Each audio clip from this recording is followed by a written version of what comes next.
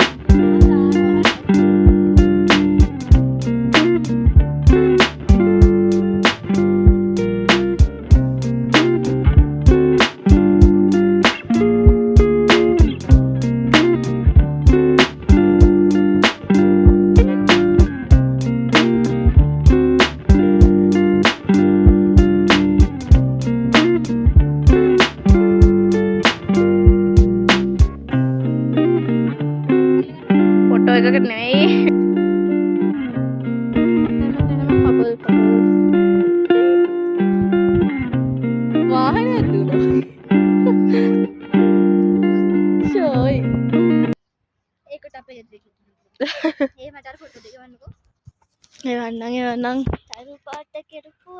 Your name? I'm Yuta. Where are you from? I'm from Japan. Japan. Oh, thank you.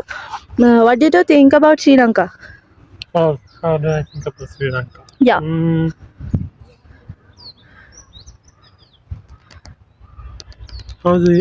There's many nature, Yeah. so Yeah. I really like it, and one of the most important part. Mhm. Many people are kind, Mm-hmm. so now it's my like 4 or 5 days staying here, Mm. and everyone I met was amazing. Yeah. Yeah. Thank you. You come alone? Yeah, You come alone? yeah, I'm traveling alone. How many times in traveling in Sri Lanka you? It's my first time. First time? Yeah. Only now, Noor area, only you traveling? Or some... I've traveled Colombo, Uh, Sigiriya, yeah. Kandy, Yeah. and then now I'm Nuar area. And after this, I'll head to Gaal, and then go back to Colombo. Mm-hmm. Yeah. Yeah. Thank you. Thank you. කියන්න බෑ ළඟ පාතික ඉන්නවද කවුද?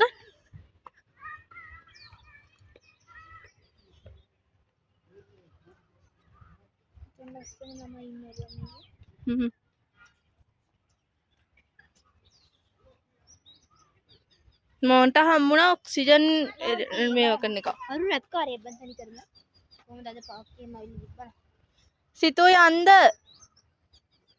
සිතෝ Victoria Park එකට එන්න අවුරුදු 129ක් වෙනවා.